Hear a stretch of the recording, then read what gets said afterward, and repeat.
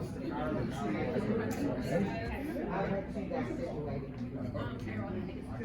right, good evening, everybody. Welcome to the May Crime and Safety meeting for District 5. Obviously, I am not Captain Jax. Captain Jax is attending one of our award ceremonies tonight, so he will not be able to make it.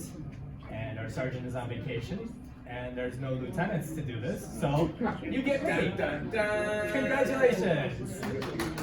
All right, so we are going to jump right into the numbers here. We got the March versus April numbers. Homicides, March 3, April 3, no change there.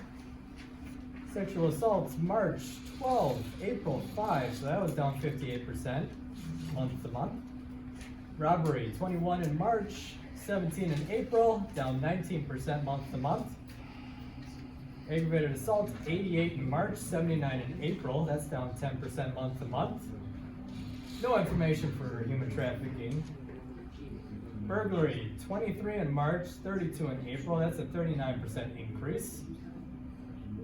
I don't know of any business burglaries. I believe it's mostly been residential burglaries. So as the weather gets warmer, we like to remind people open their windows, maybe forget to shut them when they go to bed. Make sure you're shutting your windows, make sure you're locking them. Just a quick walk around the house, make sure everything's secured before you're going to bed or before you're leaving the house. Theft, 69 in March, 77 in April, so that's a 12% increase for that. Auto theft, 65 for March, 50 for April, 23% decrease, which is fantastic. Arson, 5 in March, 4 in April, 20% decrease month to month. Total property crime, so one crime difference, 162 in March, 163 in April. And total part 1 crime for 286 in March, 267 in April. So a 7% decrease for the total part 1 crime with those offenses month to month. Year to date, homicide. Year to date in 2024 was 7. 2025 we're up to 8, so that's a 14% increase. Definitely something we're gonna have to keep an eye on, but an increase in 1 at this point may not mean anything. It may be a sign. We just don't know. There's not enough information at this point to say it's going to be a trend for the rest of the year or it's just a fluke at this point. Sexual assault, 26 for 2024, 27 for 2025, 4% increase. Same thing, it's a one crime difference. I'm not sure how that's going to pan out for the rest of the year. It's definitely still too early to tell. Aggravated assault, 377 in 2024, 313 in 2025. That's a 17% decrease. That's a good amount of decrease. That's hopefully going to be a trend that keeps going. Human trafficking, 2 in 2024, 3 in 2025. Again, same as past couple years. As we increase awareness, as people are more cognizant of what human trafficking looks like, we're getting more calls on it, we're getting more investigations on it. At this point, it's a good kind of increase as we want people to start reporting those kind of things. So as the education gets out there, we want to see those go up a little bit just so that we can see that people are actually calling them in, we're actually getting reported, we're actually getting to the root cause of what's going on. So total violent crime, 495 last year, 425 at this point this year, 14% decrease. Burglary, 104 for 2024, 102 for 2025. Again, that's not too far off from each other, so we'll see what happens for the rest of the year. Theft, 304 for 2024, 259 for 2025. So that's a 15% decrease. That's a good trend. I definitely want to see that trend keep going. Auto theft, 203 for last year, 226 for this year, 11% increase. Arson, 14 last year, 17 this year, for a 21% increase. Now, we have had an issue where people are setting vacant houses ablaze, so we are dealing with that. Detectives are on that. I'm not sure what the progress is on that, but that's definitely a big part of the increase in the arsons, is that group going around setting those vacant houses on fire. Total property crimes, 625 last year, 604 this year, for a 3% decrease. Total part one crime, 1,120 for 2024, 1,029 for this year at this time, 8% decrease. Year to date, non-fatal shootings, 41 at this point last year, 33 at this point this year. That's a 20% decrease. That's a fantastic decrease. Carjackings, 18 last year, 14 this year, for a 22% decrease. And that's a fantastic decrease. Carjackings was one of the biggest issues we were dealing with last year, so it's very good to see that going down. And we go to the Aldermanic.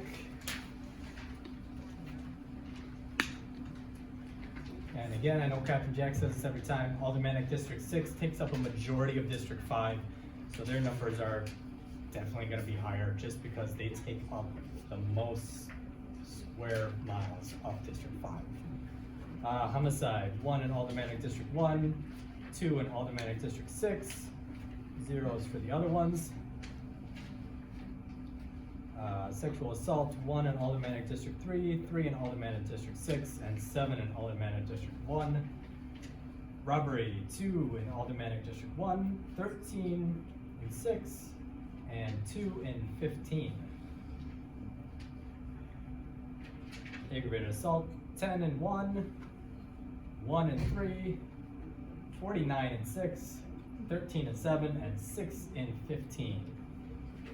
Human trafficking is 0 across the board. Burglaries, 5 in Aldermanic District 1, 1 in Aldermanic District 3, 6 in Aldermanic District, 22 in Aldermanic District 6, 4 in Aldermanic District 7, 0 in Aldermanic District 15.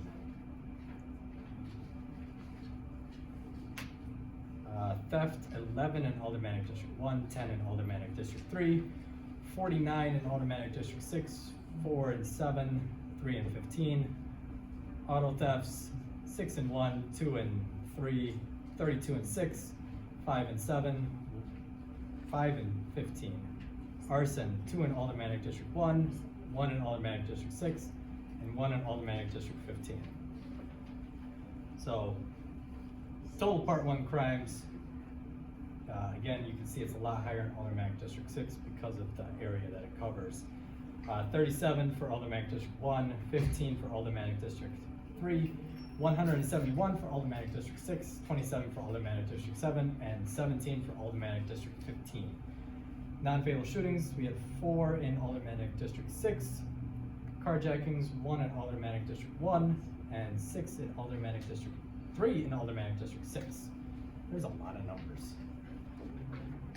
So this ended with the end of April? Correct, yes. So this side over here. Could you explain what aggravated assault is? So aggravated assault is going to be anything where they receive a cut that requires stitches to close, broken bone, broken cartilage like your nose, broken orbital socket, chipped tooth, anything like that. So anything that causes damage? Yeah, anything that would cause more serious damage than say like a bruise or just feeling pain. Oh. So that's not battery?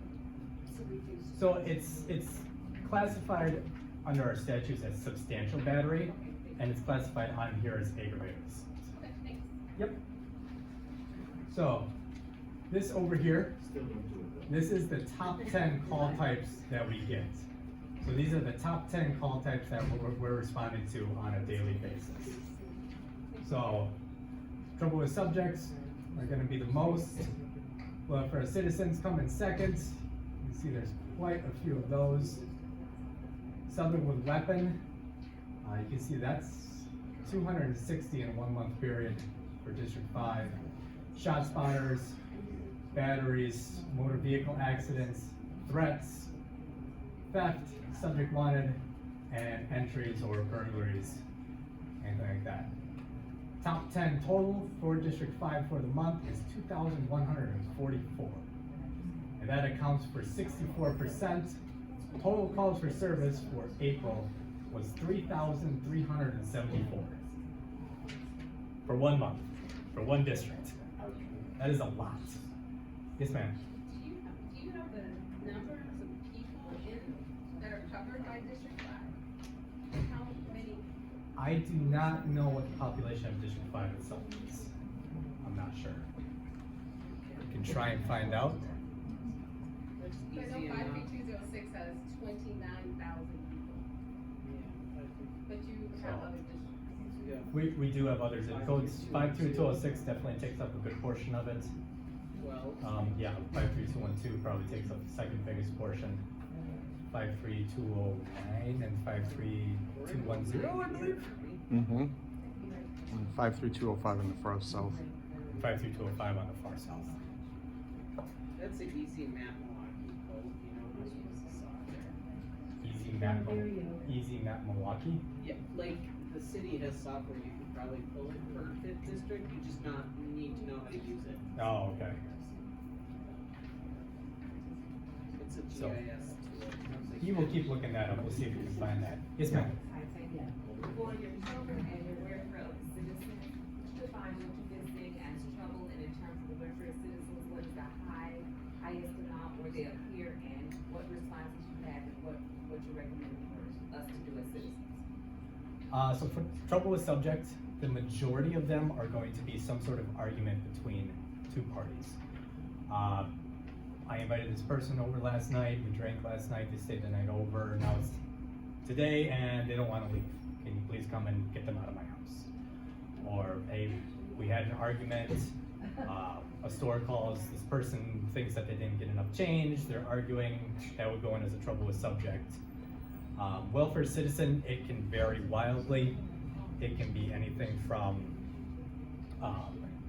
you know, I see somebody walking down the road, they have a limp and they appear to be bleeding. That would be a welfare citizen call. I haven't heard from my neighbor in 3 days and their mail is piling up. That would be a welfare citizen call. Anything like that.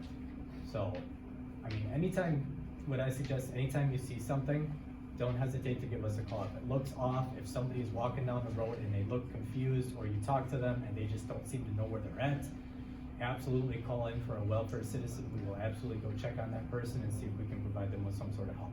Are you recommending 911 or 933? The 933-4444, the non-emergency number for that. Yep. Yes. So is it safe to say that those welfare citizen calls are concerned citizens that are looking out for somebody's safety? Yes. Yeah, That's a awesome. majority of them. That's Yeah. awesome. Sometimes they'll come in, a welfare citizen call, somebody gets on the non-emergency line or the emergency line and they're just not making sense. They're talking about, we've had calls, people saying, there's ghosts in my house. That would go in as a welfare citizen because something obviously is not quite going right. We need to check the welfare on that person. Yes, ma'am. So, question of how the type is identified, I mean, is that, to me, that sounds like people are just calling in, but does it really tell them how they do a solution? Is that fair to say? So when the call goes in, our emergency communications division will give it a classification of what kind of call it is. When we get there, we actually figure out what's going on and figure out a solution, which it can vary wildly from call to call. There could be some where the solution is, hey, they have an ID on them, let's get them home, or they have a phone number, please call. If this person is out and they seem confused, we can get them home then too.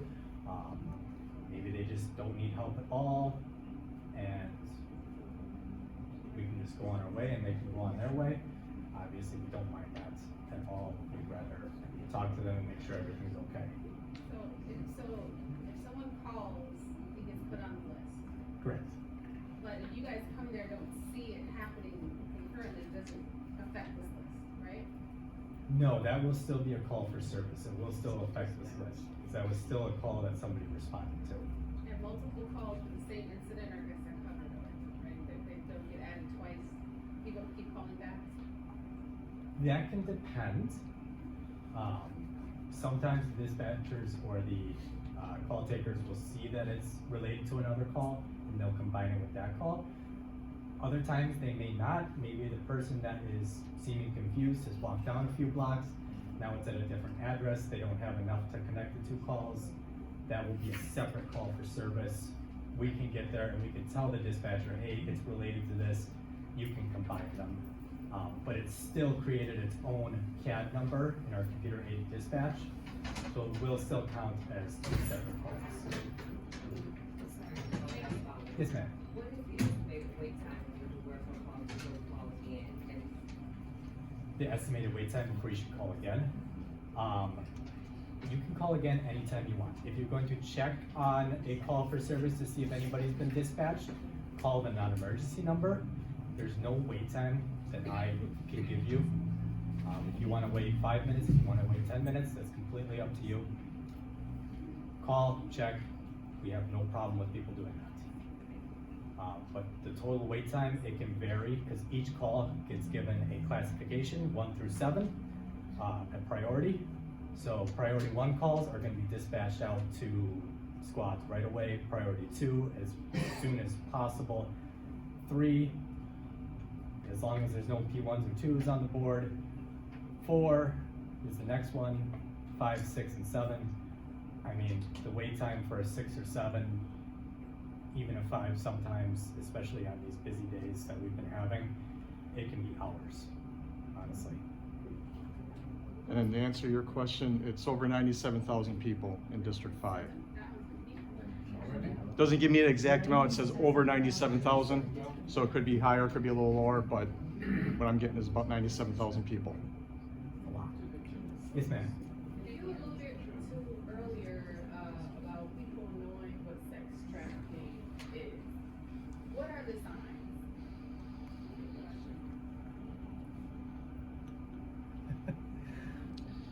Trying to think of a good way to put this. Some signs you can look for is somebody that appears to be young, because a lot of the sex trafficked people are younger. They may not appear to be comfortable with who they are with. Maybe looking around, maybe just looking down at the ground, not making eye contact with anybody.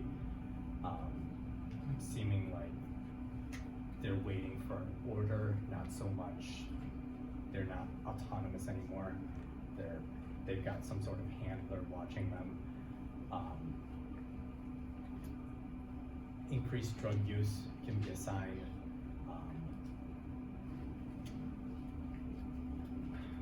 What other ones can you think of? A lot of traffic, vehicle foot traffic.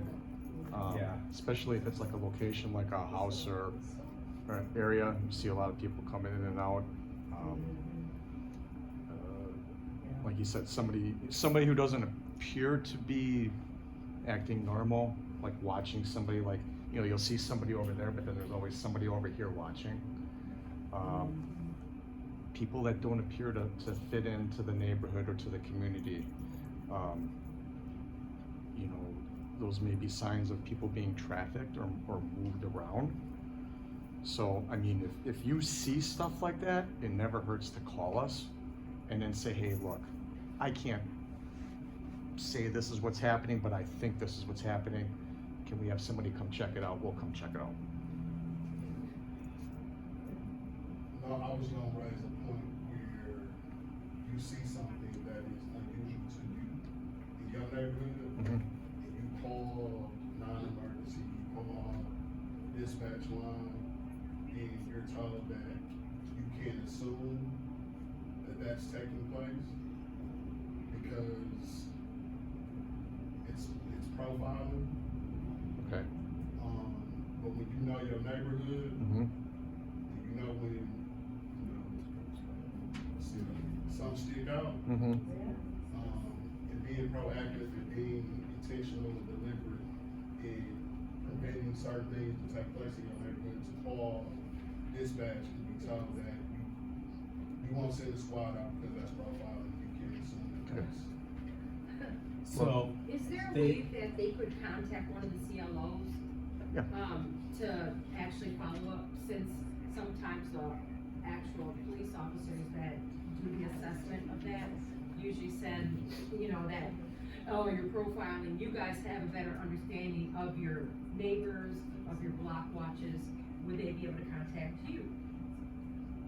They could, yeah. Yeah, you absolutely. can contact us, cause you're the best, you know your neighborhood the best, and you're the best judge of what happens in your neighborhood, so, I mean, Same with that human traffic and stuff though, they're transient, right? So, the problem we're seeing on North Tetonia is that they just go from abandoned building to abandoned building, owned by the city of Milwaukee, by the way.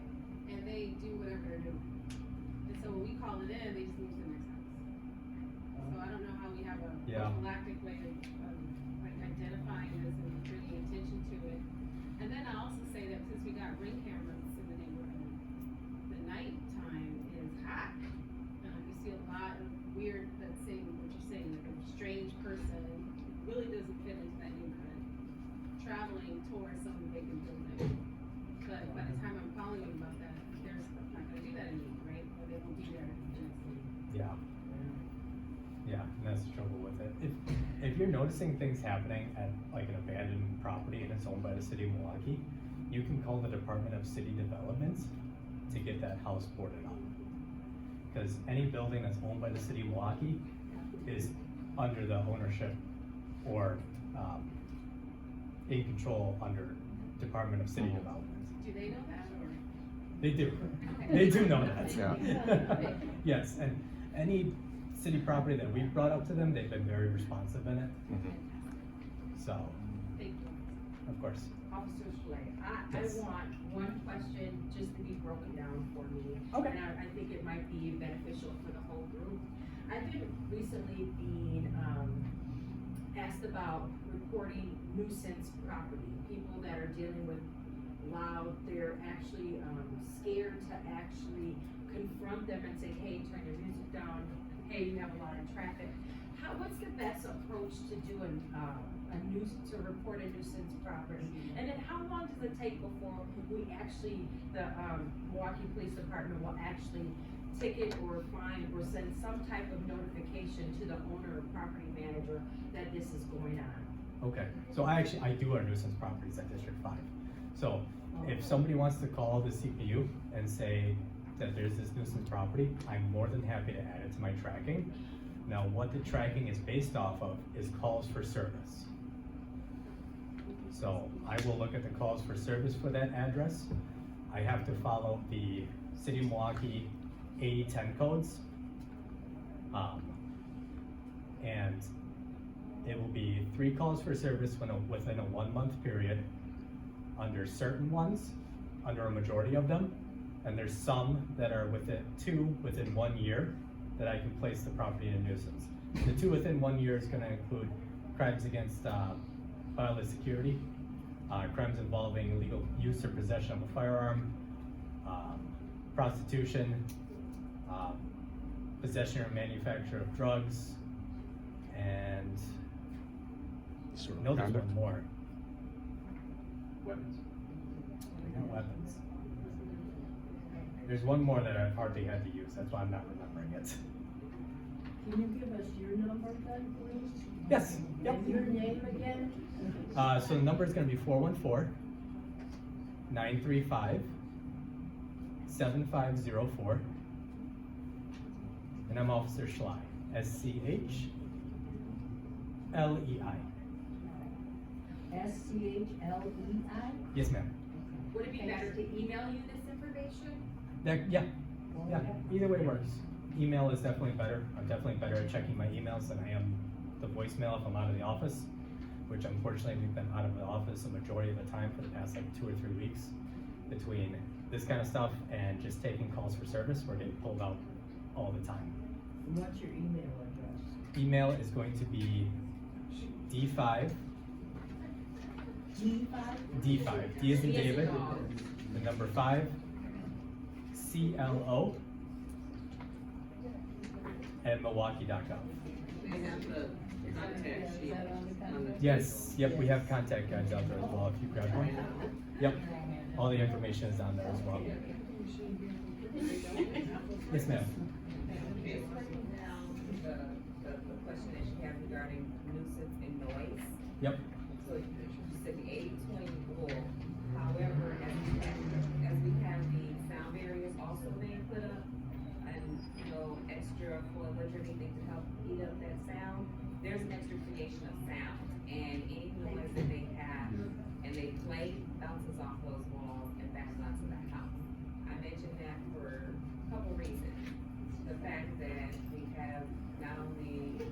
us as younger people, but our seniors in the area, Uh-huh. that noise is very, not only annoying, but frightening. Because windows pop out and houses shake. So when we're making those calls into that, that number drops down for a response. And we can go hours before a response is given, and it wakes people up at night.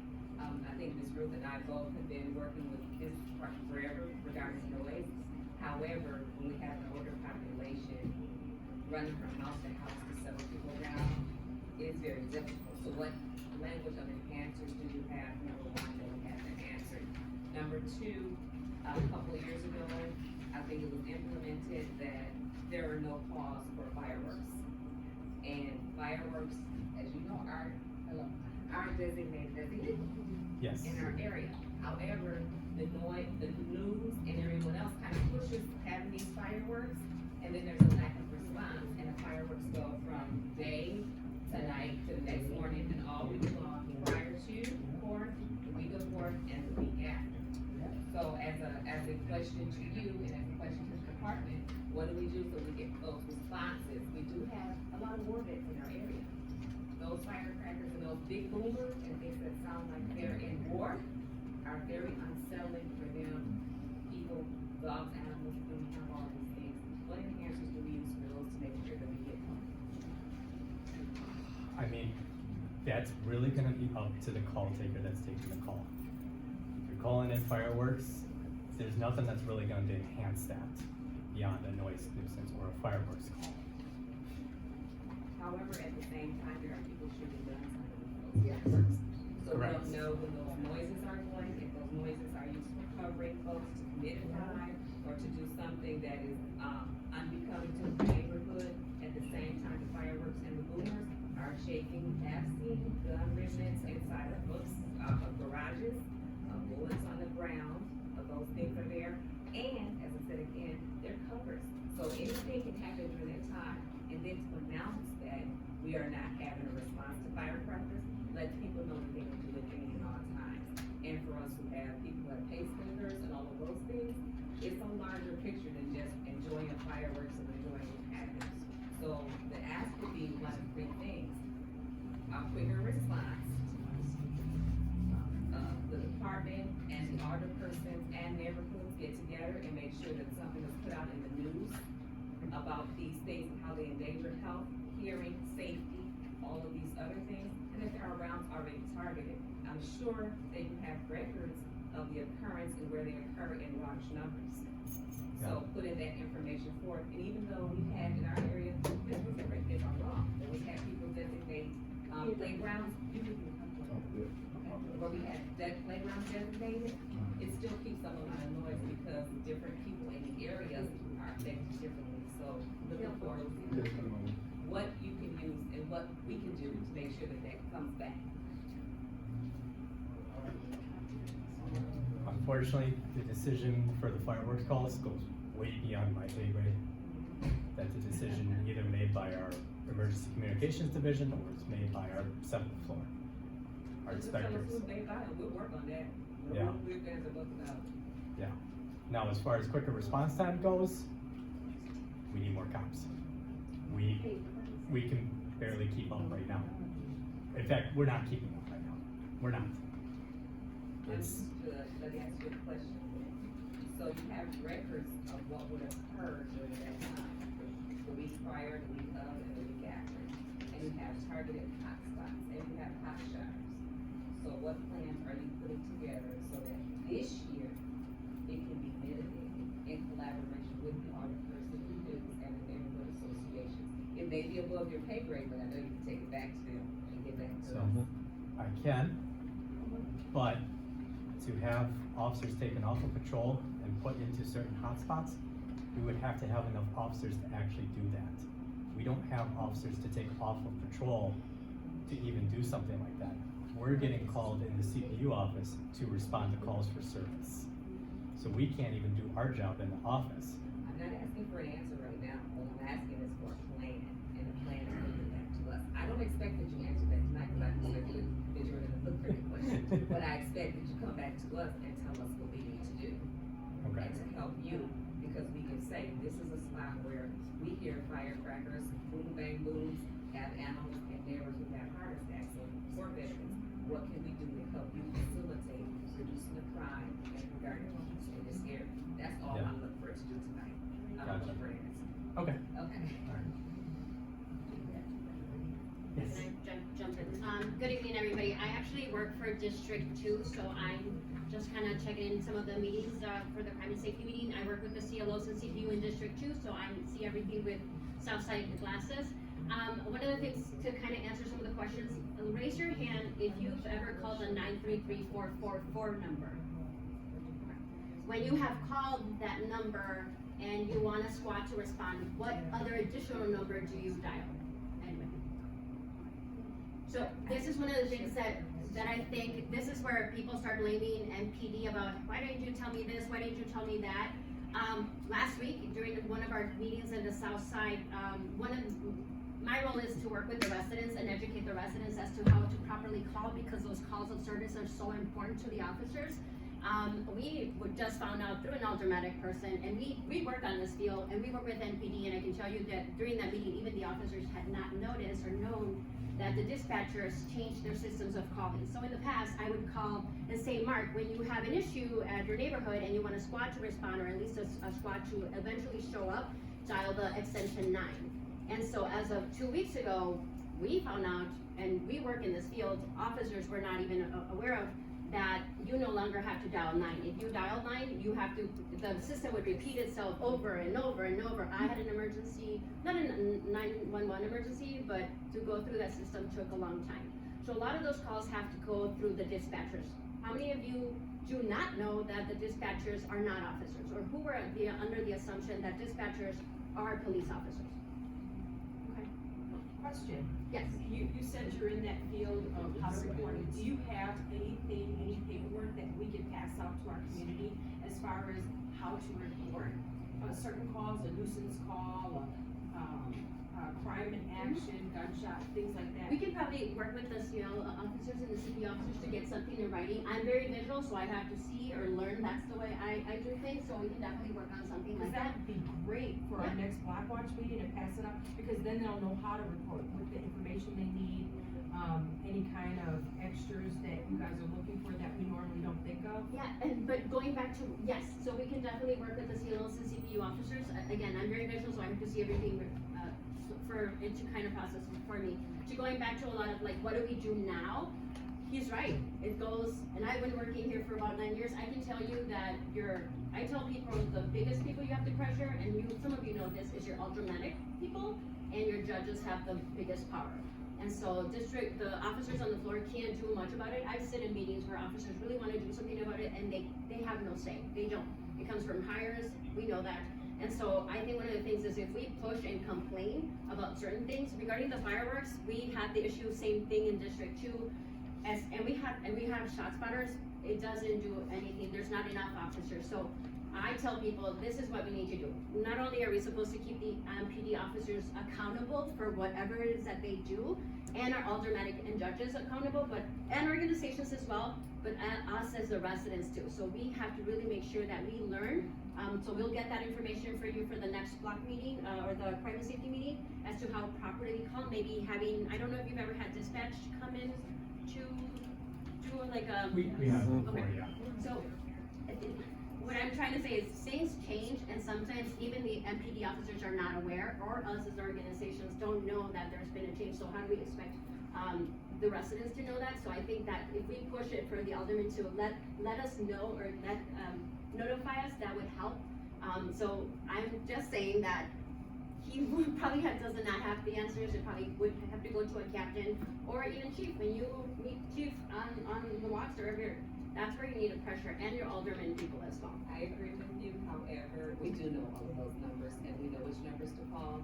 What I am saying is a plan for us, because even though you say there aren't enough officers, even if you have people going around, I didn't ask that they were stationed, even if you have people going around, that reduces things. And to say that we don't have them, or here's the thing, we stopped responding to fireworks calls, and your house is shaking and you're hearing gunshots underneath, and you say, I hear gunshots underneath them. Well, could you go out at 11 o'clock and go tell me what they look like? You're asking me to do something that police officers want to do. Right. And I tend to monitor on your call log the nights before, the nights during, and the nights after. I can tell you that I've called the dispatcher myself. I know what to say for them to respond to some of those calls, and I get a lot of like backlash even from the dispatchers. That's what I'm asking. And so What it's going words back do to they the use? training. It goes back to the training of the dispatchers because again, they're civilians like you and I. They're not necessarily officers. I'm sorry, I'm not gonna take more time. Yeah. So, but yes, I agree with you. It's part of the education and you might know the numbers, but one of the things is going back to Officer Sly is it's so important to call those numbers. And I know it gets frustrating because I tell that till black and blue. But one of the things that we're doing is making sure that we go to the cats. I can tell you this from District 2. They have pulled 11 officers from the south side to the other districts here, and what I tell my residents, if we don't make those calls, police is very data driven, if they don't see the need for officers, they're pulling officers all over the place. And you have a lot of officers who don't know the communities, because that's not where they grew up, that's not where they live, and so it's so important for residents to keep calling the CAT system in order for them to be able to have the officers where they're needed. Appreciating your comments, and when you do have that sheet for him, make sure to include the language that we put back, so that we Yes. avoid situations that I he will. mentions which reflects the purpose of us being a neighborhood organization and responding to things that need pause. No, Can I just say something, regarding calls and stuff like that? If you're not comfortable with the response that you get, you are more welcome to ask for a supervisor, whether it's from the telecommunicator, whether it's an officer. You, as a civilian, have the right to ask for a supervisor, okay? Never ever just say, okay, whatever she tells me, I'm just gonna hang up him or her, whatever the case is. Never do that, because and then there's gonna be the doubts of, what is the department doing for me? What, my safety is at risk, it may probably be fireworks, and that's, you're right, at some point, they use the fireworks to kind of, secretly hide, like, whatever, a shooting or something like that, but also your statement kind of makes a difference for the dispatcher. So if I call and say, hey, I hear fireworks, can you just send an officer, compared to, hey, there's fireworks, I believe something is burning, that's how they grade based on what you say and how you say things, because we have scores from 1 to 9, and so, but once again, never just say, okay, always ask for a supervisor if you're not happy. And the language too for us to use for our alderpersons and judges, so that we can get what you need. And I'll add this to the important message. I was gonna say something, I totally forgot about the language part of the 911. I was supposed to, when you make a call, ask, if they supposed to have a number, if you're not pleased with their response, for your records, ask for the number, their badge number, or their identification number, if they want to give you a name, to then report to them. One other thing, and I'll stop right now, but this is going back to the information, is if you ever call a dispatcher, the service was not important or not answered correctly, I've been in cases where I've asked for a supervisor and I felt like it went nowhere. FPC, call the Fire and Police Commission, because they actually address dispatchers, and I just learned this because I had an incident with a dispatcher, is I can call FPC, report it, even if you don't have the incident number, they'll go by your telephone number, because that's why, again, things are anonymous, yes and no, because all our phones have GPS. Never. And so there's nothing anonymous, honestly, but they can find, so if you don't have the number, you can call FPC, have them start an investigation, because again, it starts all in dispatch systems. And I can tell you, they're asking you 100 questions, and by the time they report it to the officers, they got 2 lines. So when you're telling the dispatcher, I don't want a PD to show on my door, and the officers show up, it's not their fault. Technically, because the dispatcher never gave them that information, or in the moment of crisis, there's no time for that, so just. And you said the Milwaukee Fire Department? The Fire Police Commission will actually take any investigations on any dispatch units, so we need to push that. The dispatchers aren't part of the police department. Yeah, No. They are FPC employees. Alright, so we're gonna take a pause on this. I know we haven't gone through the maps yet, but we have members from our specialized. Question, before all that other stuff. Is Okay. there, but you guys, do you have plans to provide input to the community about these types of things? Like creating infographics or utilizing the website to communicate these gaps of knowledge that the people seem to be asking? Is that a plan for the police department? Not that I'm aware of. something that I'm not aware of? More than likely, I mean, he gets all the information.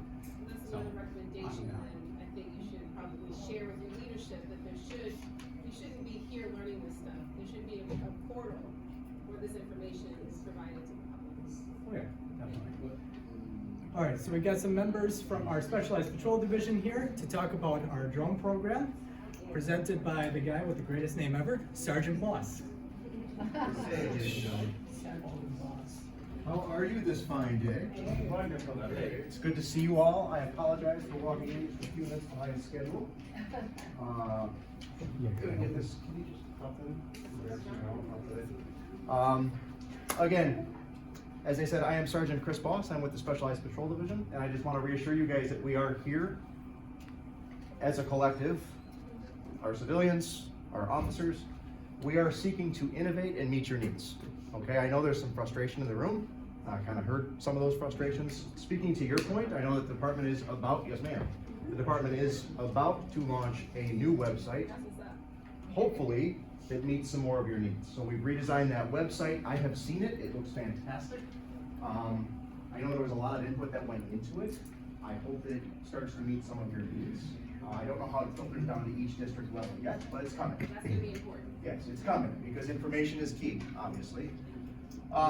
And again, on the innovative front, as we've mentioned, and you guys already know, we are obviously short on officers. That is not a problem that's going to solve itself overnight. But sometimes troubles like that lead to innovation. Hi.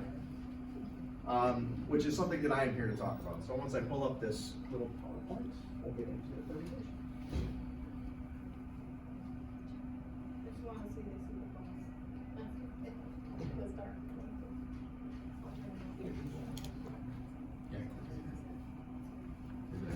Very good. Down arrow for the next slide. Cool. All right, now that we're actually ready. Usually I'm ready before I stand up here, so thank you for your patience. I am along with Officer Haney, with the Airborne Assessment Team. We are a newly established team. I can tell you that we would have officially launched with the Fire and Police Commission hearing roughly 2 to 3 months ago. Up until that point, we're in a pilot program, testing this equipment and seeing how we could use it to help you, right? If I say drone, what kinds of things do you guys think of? Flying. I heard the S word, right? So we've got flying things. Great. Where's my S word? Girl? It's the wrong S word. We're going to get into that in just a minute. But people, we'll stop at surveillance. I can address that one. We'll stop at surveillance. People are always concerned about the term surveillance. Anything else that you guys think of when I say drone? Pictures taken? Okay. Very good. We're hoping to take some pictures. I heard some other calls. Flying saucers. Flying saucers, unidentified flying objects. All right. Yes, flashing lights in the sky tend to draw people's attention. I'm here to speak to some of your concerns on that particular front. Do you think that public safety use of drones is something that's new or something that's old? It's old, right? We are not leading the charge here. In 2001, that term police drone actually trended on Google. Way back in 2011, my apologies. 2013 was the first patrol-led deployment. 2016, there were 170 police departments reporting drone use. 18, we're up to 600. In 2018, we had something initiated. Drone is First Responder program was started out in California, the Chula Vista Police Department. And by 2022, the FAA said that there were more than 1,000 police departments that were reporting integrated use of drone technology into their operations. So it's not something that is new. It is new to us, which is why we're starting to come out to the community meetings to start discussing how we're going to use this technology for your benefit. Because ultimately, if I could pick an S word to trump the surveillance word, I would say the word is safety. It's safety via something that we like to call situational awareness. The better decisions that we as officers make, the safer you as our community are. If we can make informed decisions, we will have a significant impact on how we all interact and how we all get on down the road. Does that make sense? Mm-hmm. So this program is about enhancing the safety of the general public, officers, and anyone involved in a call for service. It's also about efficiency. which speaks to some of those things that you mentioned just a few minutes ago. We were talking about shots fired complaints. We were talking about some of the ways they mask those things with fireworks. This is a technology that, as it develops, can be used to address some of those concerns. Departments around the country are using this to reduce our response times, to put eyes on a scene prior to an officer being there. Can anyone think of ways that that might be helpful? Yeah. Need licensed pilots. I'm sorry? Need licensed pilots. Yes, we're working on that. I do agree. Yes, sir. It avoids traffic. We can use it in our response to gauge where we'd like to arrive. Imagine a crash scene, a serious crash scene. We were coming here from SPD through some of the angle streets. We have a reckless driving problem in this town. I'm sure you've all seen that. We were discussing actually how some of those angle streets with some of those problems could lead to serious crashes. You guys have seen them. What happens after a serious crash occurs? All that equipment, everything else comes up, creates a bottleneck. If we could actually see how best to approach that scene, we might create less of a bottleneck, thereby reducing a secondary accident or some other potential problem that comes along behind it. Just one potential use. If we talk about shots fired response, and we're there in 90 seconds or less, would that be reassuring to you as the public? If we could reduce our response times, would that be helpful? If we were to respond to a call, and we were able to see prior to our arrival that our presence on that scene was not actually necessary, would it be helpful then for us to be able to redistribute our resources to a call where we were necessary? Would that also be helpful? Those are the things that are hopefully coming with this program. But I did have a quick question. Yes. And I'm sure you're probably gonna get into this, but what does the drone do? Because I get what a cop does. How is there a parallel benefit by just having? So the drone provides that awareness. The drone pushes the imagery Okay. to our officers as they respond, to our supervisors as they manage, to our fire department personnel as they respond. It's a video camera. Correct. It's a body camera with a different vantage point. Thank you. Excellent question, and thank you for bringing that up. The drone has the capability to push that imagery to people who can use it to make the best decisions humanly possible. Yes, ma'am. You said we're just launching this in Milwaukee or Wisconsin, when you said 1,000 departments, that's 1,000 total across the country of the United States. Correct. It's actually more than 1,500 at this point. Okay, so Yes. how many are in Wisconsin and how many are in Milwaukee? So we are the Milwaukee program, Officer Haney and I. Hello, it's nice to meet you all. Happy to be here. Thank you, thank you. So we are just getting started here. This will be a new initiative in Milwaukee. We've been working on this for 3 years, so it's been a long time coming. We put a lot of research and effort into building this program in a way that will be helpful to you, our public. As far as throughout Wisconsin, she's super cute. As far as throughout Wisconsin, there are other departments using this technology. A lot of our surrounding suburbs have come in to help us to date with some of this technology. I don't know how many the number would be though. I'm not actually sure how many others there are. I've been focused exclusively on this program. How many drones in Milwaukee? How many drones right now? Yes. I'll just show you. No way. So this is our exterior search drone. This is an exterior operations drone. It's built, manufactured by Skydio is the company. It's an American-made company. We have 2 of these at this point. So this is a highly capable piece of equipment. It has the FLIR camera we can use to actually see heat at night. So it's no one fleeing the police at this point after a pursuit can hide. We can see their heat signatures from the sky, which might be helpful in some of those instances where they bail from cars after some reckless pursuit and or stolen cars, things like that. So again, we have 2 of these at this point. We do hope to expand. The point of the program where we are is the terminology I actually use right here. So we are building what is known as a patrol-led deployment. So our officers will be deployed, forward deployed with this equipment, and when certain calls come in that meet our policy needs, they'll be trained to launch the equipment. So a pilot will be working in your district. If the reckless vehicle pursuit comes in, there's a crash, and they flee on foot, I am hoping that our pilots can assist in finding them. that makes sense. Any other good questions? Yeah, I'm trying to understand what, so. I'll start with her and then I'll get back to you. How much they run? It's Why do we only have two? It's not actually the cost, it's because we've been making sure we're going with the right equipment, roughly $15,000 So for you're the on a hardware. pilot. Correct. 15. We're exiting the pilot program. Yep. Is there something we need to do in our neighborhoods to accommodate that drone use? Because it sounds to me like, in theory, it sounds great, but there's not a smooth plane of, travel.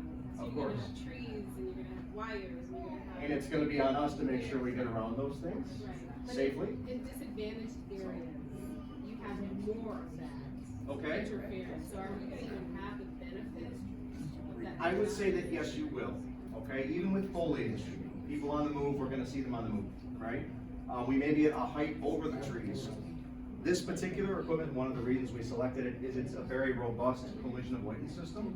So this particular equipment, this drone, maps its surroundings. So it sees those trees and it avoids them with minimal input from me so that I can actually function as both an officer to a certain extent, with Bill's help, and as a pilot, if that makes sense. So I firmly believe, I wouldn't have put 3 years into it if I didn't believe that I would be able to help people. I believe that this will be very helpful to our communities. Yes, ma'am. How far can it go away from you, and how far up does it go? So some of those, that's fantastic questions. So our ceiling, the height at which we can fly is limited by the FAA. The airspace is managed collectively by the federal government. Drones are allowed to operate up to 400 feet in a certain type of airspace. What's So- the average three-story building? Like, give us a. 30 to 40 feet. So So pretty about 10 far feet up. per story. We can go up pretty high, yeah. Most manned aircraft operate 600 feet above, so the lowest you'll see a helicopter is typically 600 feet. And that's very low for a helicopter. More often they're at 1,000 or more feet, flying, especially through the city. So the ceiling, as you asked, is roughly 400 feet. If you get closer to an airport, it steps down. Picture an upside down wedding cake.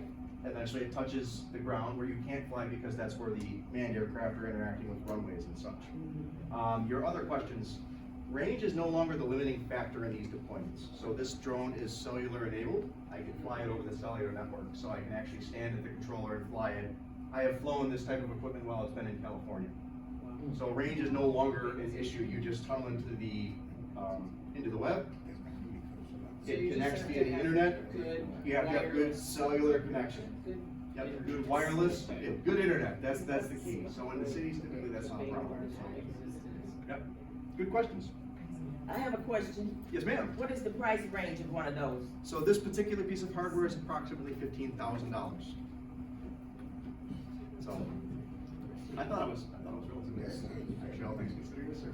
Is there a home base for that, taking everything out? There's no need for a home base per se. The home base is going to be officers' trunks, essentially. Since it is forward deployed, they'll be cased in the trunk. That is exactly what Officer Haney would just ask.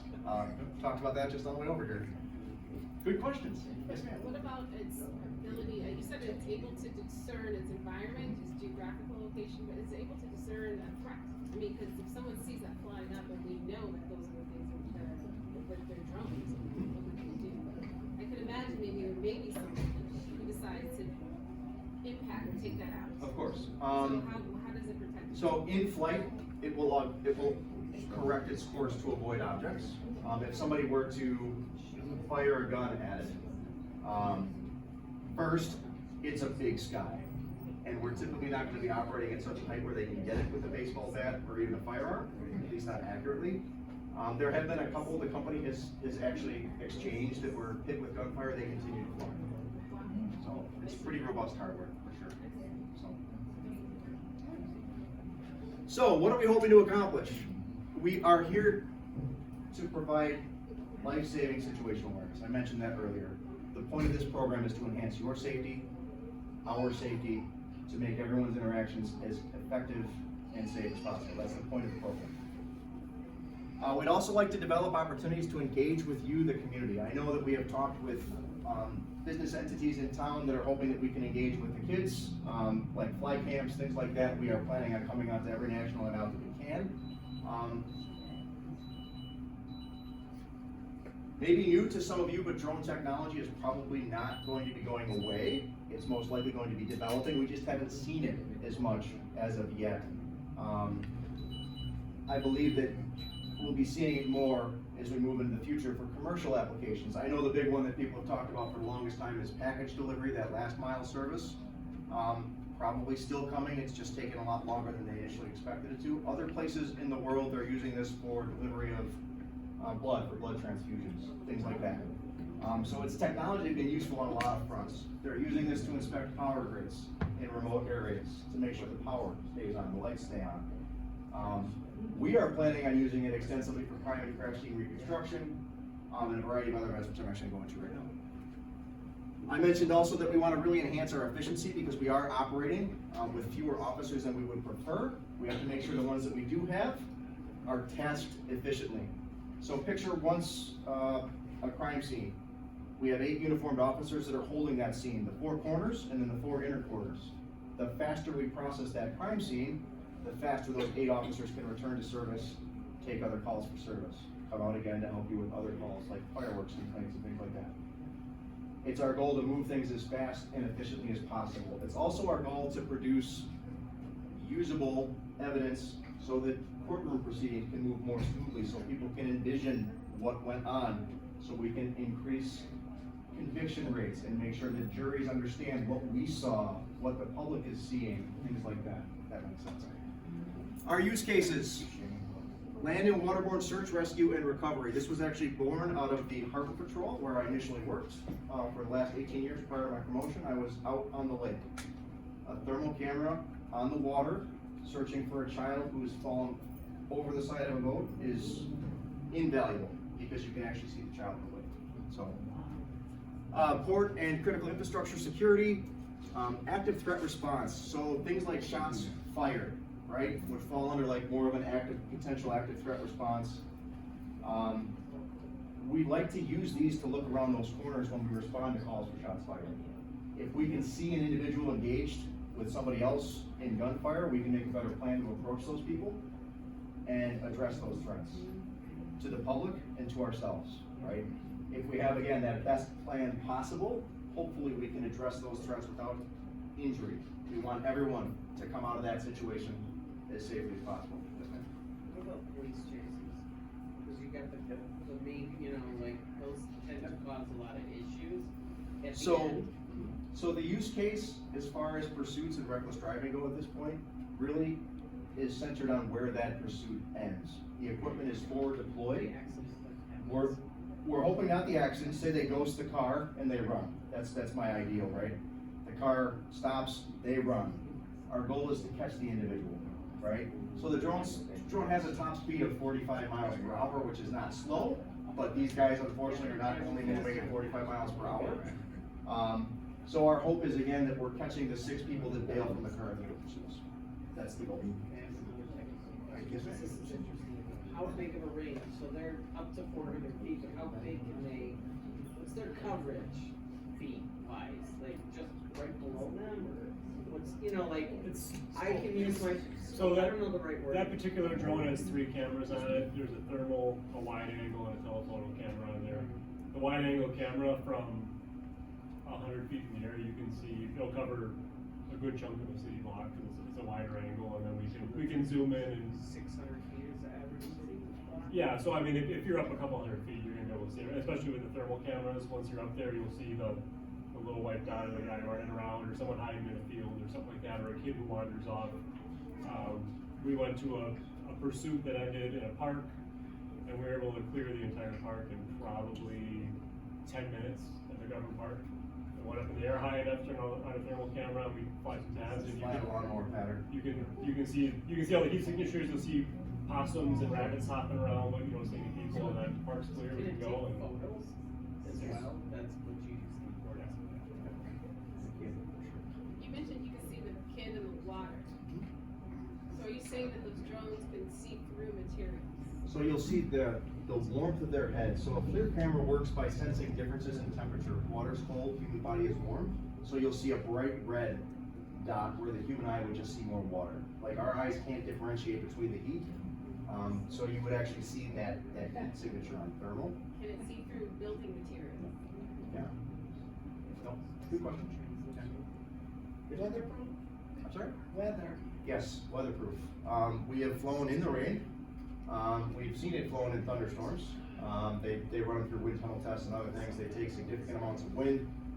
They're testing them in Alaska with the Alaskan State Patrol right now, so they're flying them out of dock stations along the highways to crash scenes in sub-zero Arctic conditions with high winds and snow and everything else. So, good thing.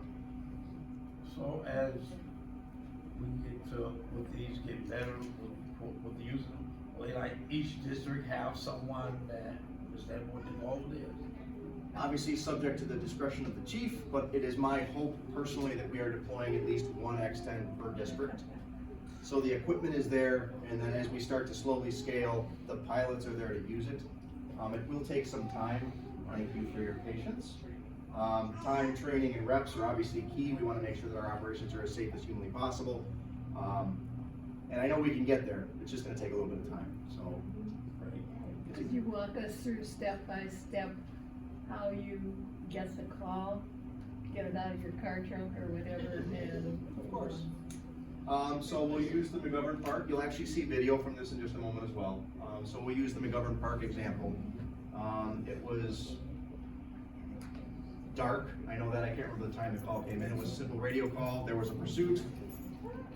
There was a termination of the pursuit with a crash. It was, I believe, a vehicle taken in a robbery. They crashed and ran into the park.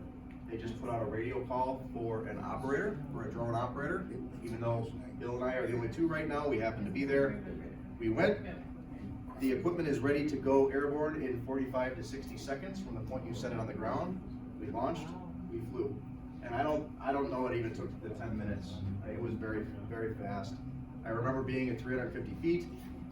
In the video itself, you'll actually see 4 officers and one of the canines running around, and you'll see that in thermal. Because you'll see nothing, you'll see the visible light camera, it's completely dark, and then you see the switch to thermal, and you're like, yeah, they're right there. So you'll see it in just a minute. We'll turn lights off at that point. Okay. What district do you guys work on? So we're here from Specialized Patrol currently. So we hope to deploy a group of people to assist the districts with these deployments, the people that develop the training, the people that cover districts if all the district pilots are off, the people that are doing all of those things kind of in the background to ensure the success of the program. They will come out of Specialized Patrol, and our forward deployed officers that you might see on any given call for service. The next call for service, if they're a trained pilot, they could be flying as opposed to speaking to you at the doorstep. So that's kind of how it works. They're there for both. They're there to take calls for service, and they're also there to pilot for calls that we would try to respond to with on airborne asset. Where exactly you guys do? Oh, we're at 47th and the lead. Sorry. We're Specialized Patrol. Specialized Patrol is at 47th and the lead. So what district is that? It is literally called the Specialized Patrol Division. It houses all the specialty units within the city. So it's the Tactical Enforcement Unit, the Crash Reconstruction Unit, which is where Bill is drawn from, the Harbor Patrol, the Dive Team, all those smaller specialized units come out of one station house to the districts to support them. Yes, we'll start with you, ma'am. Hi. So, She's lovely, by the way. She's adorable. Thank you. Some may have missed it, but at what severity are you guys called out? And if it's just you two, do y'all kind of like take? I don't know what kind of shoots are y'all taking. Probably gonna be busy. Yeah, I mean, at what severity do I be like, we'll get the drone? You know what I'm saying? So it's not necessarily. So it's not necessarily severity. If you think about efficiency and trying to manage resources, there's a lot of reasons we could launch. This is all of the reasons that are authorized by policy. So this, like every other piece of police equipment, is going to be governed by policy, and we'll launch for these things. So like we talked briefly about threat response, active threat response, I would put something like a shots fired complaint there. We can launch for a high priority shots fired complaint. Same instance, if it starts with fireworks and it's shots fired as well, we might be launching and looking, seeing if we can pick up anybody in the area doing those things, and then we can move into those folks that are doing that as opposed to the whole group or anybody else out and about. So we're trying to, again, bump our efficiency. If there's nothing going on, we might just box it up and roll to the next call. We might be able to launch and redirect officers who are responding to a scene that isn't actually a scene. If there's nothing going on and we can verify that fact more quickly, we can work with officers to go to other calls that might need them more. Yes, ma'am, sorry. Okay, I know this is gonna be far-fetched, but I'm kinda curious. Do they have anything, or in the process of making it, when they have the drone where it can detect the shell casings? Some kind of magnetic You're type of close. thing? So we're at the patrol-led stage. The stage that would come next logically is deploying throughout the country. It's called Drone as First Responder. That is the boxed drone on the roof. It's not going to detect the shell casings, but it's going to autonomously respond to the shots fired complaint. So the purpose of that program would be to greatly reduce response time. I believe our average response time at this point is 7 minutes to a shots fired complaint. Placement of this equipment would bump that down. The goal is 2 minutes or less on scene, watching what people are doing and directing resources to the problem is the goal. There are ways we can use the equipment to interact with people in the public. It comes with a pass-through speaker, so I can speak through the controller to somebody on the ground. We have a searchlight. People tend to notice really bright lights and they don't like them, especially if they're up to no good. It is equipped with red and blue strobes, so you can identify it as a police drone as opposed to anybody else who happens to be flying a drone. This is essentially a custom-built piece of equipment for public safety use. I'm just curious with the investigative evidence collection. What is, you're investigating other? So the one use case that kind of how I got onboarded on this, I've spent 21 of my 24 years as a traffic investigator and crime scene documentation through fatal crashes, all that kind of stuff. So we can use these drones to forensically map a crash or crime scene, and we can do it as exponentially faster than I can do on the ground. There's software built into it, and then software afterwards where the drone will go up, take a series of photos, and then I can take those photos and manipulate them in a computer to take all the measurements I need off of it, do my calculations. It'll build 3D models in the computer so we can look at the car, or the building, or whatever. And it's from, I've been doing a lot of quality testing. I've flown a couple real crash scenes so far, but like if you were to take a big intersection like Titonia and Capitol, there's a crash there. If I have to go out as a crash reconstructionist and mark my scene, and I go out and forensically map it with a laser scanner or a total station like you see a surveyor use, you're probably on the short end at like an hour to an hour and a half.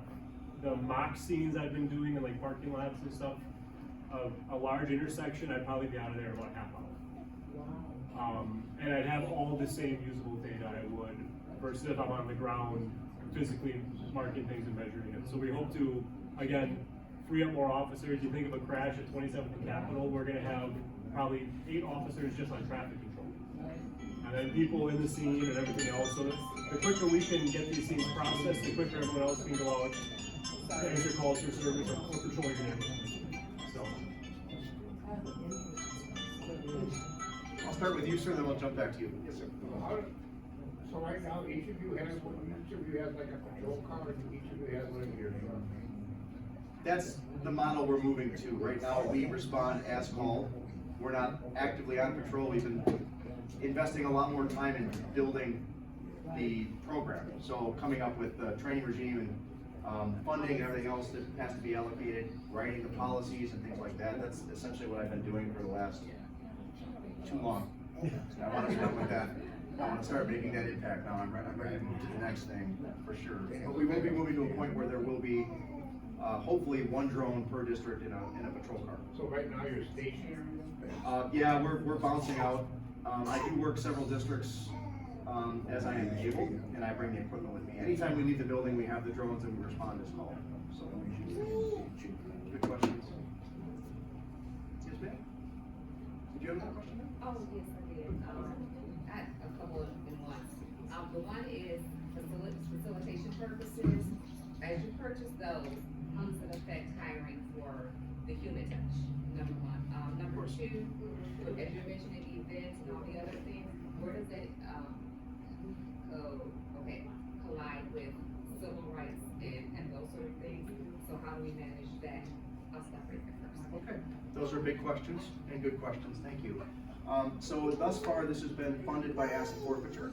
So federal funding, at this point, there's been no city investment in this technology as of yet.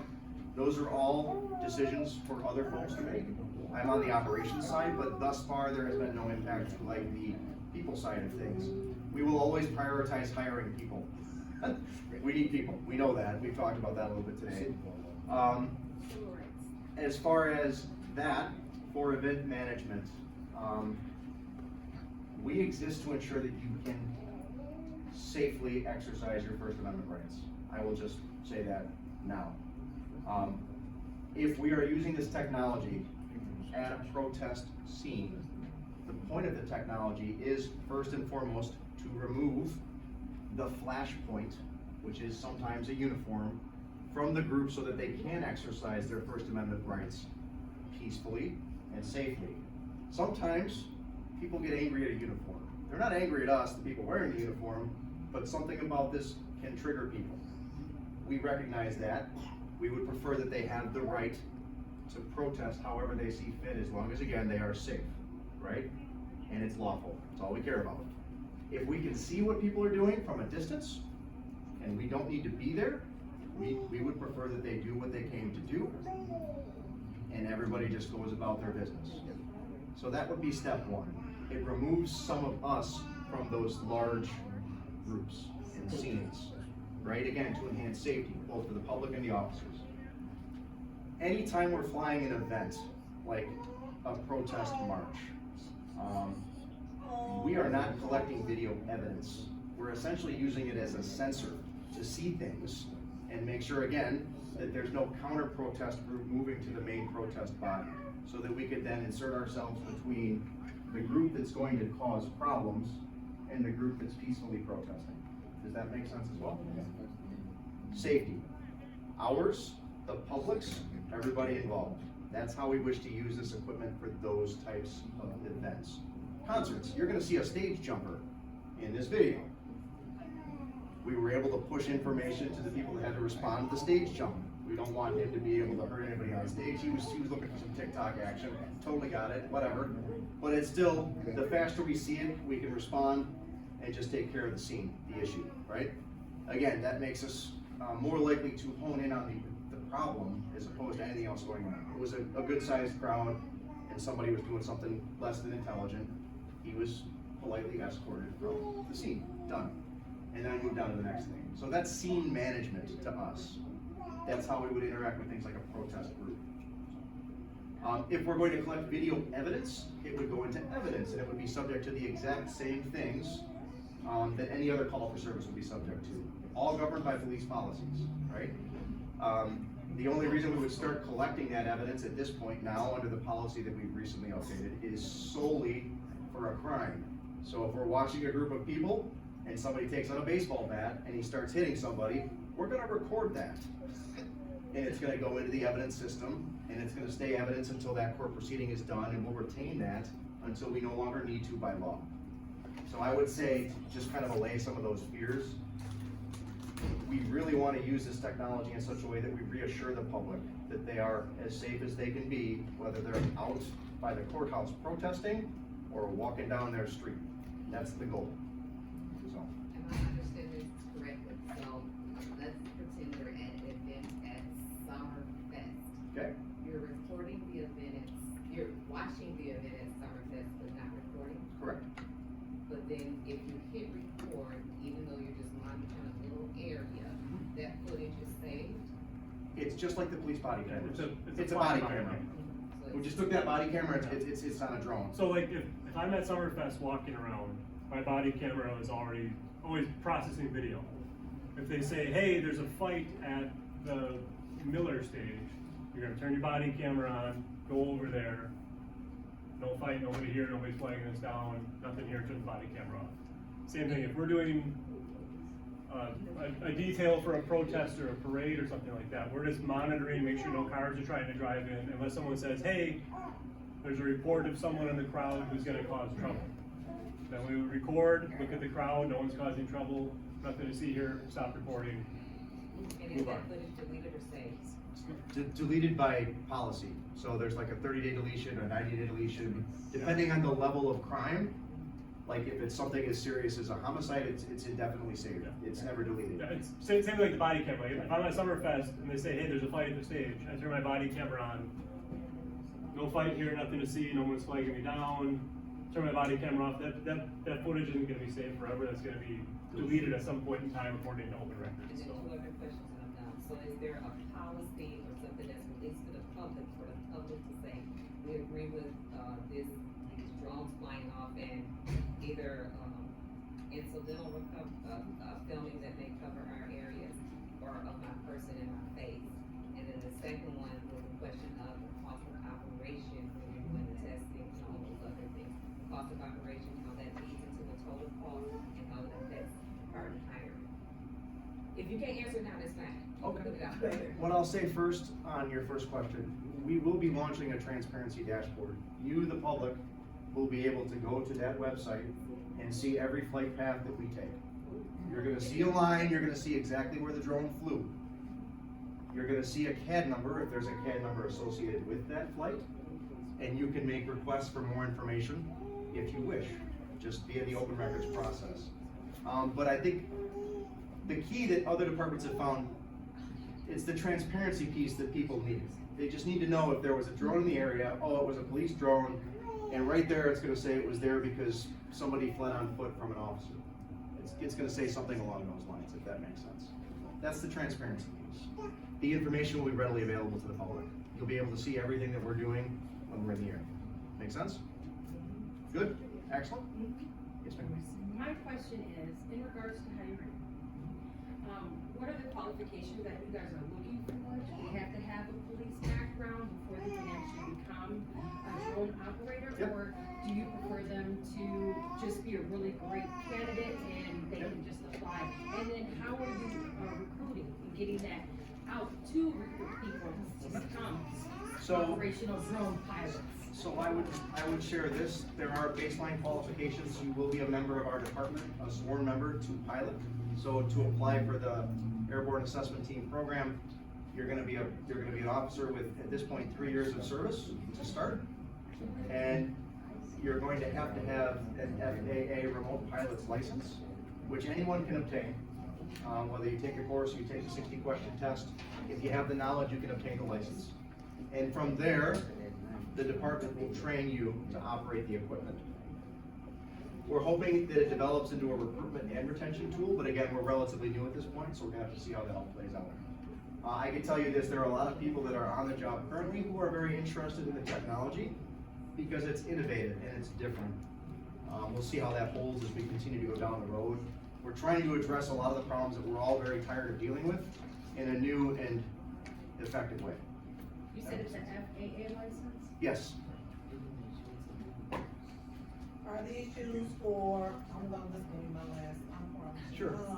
Are the issues for, drug investigations, trafficking, do you So monitor those? I think the best way, and this will be the last question we take, the best way to answer that question is it's a response tool. We will be responding to calls. We will not be proactively searching. That's again on that transparency piece. This is not a proactive search tool. This is a responsive tool that we're going to be using as people call and we have a need that we need to address. So we're not just out there hanging around. Cool? All right. 2-minute video or we cut? Your call, I don't know what's going on. 3-minute video, Will? 2 minutes. 2 minutes? All right, cool. Turn the lights out. Let's do this.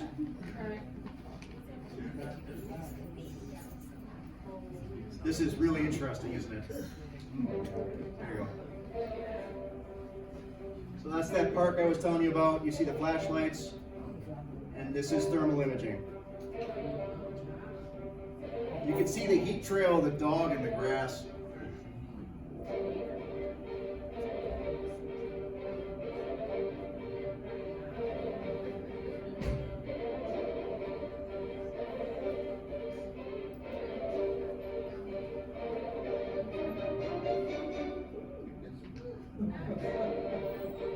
That's real footage.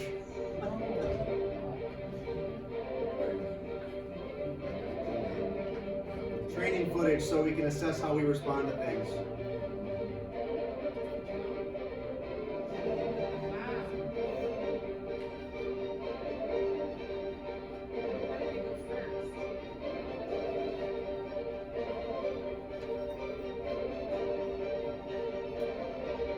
Call for a subject on the roof with a gun.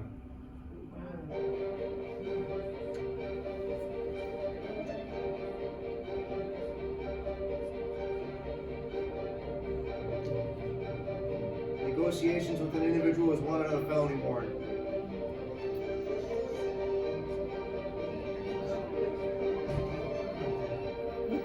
That's the head in the water scene.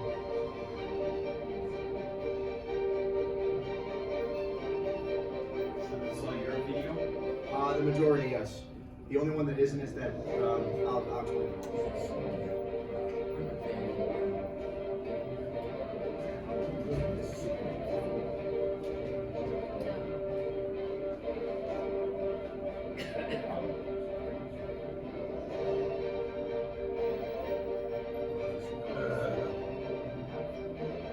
TikToker.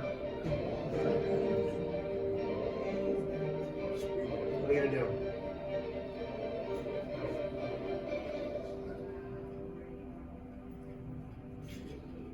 And then public relations to close out. That's your beautiful city, ladies and gentlemen. Really appreciate your time. Thank you for all the wonderful questions.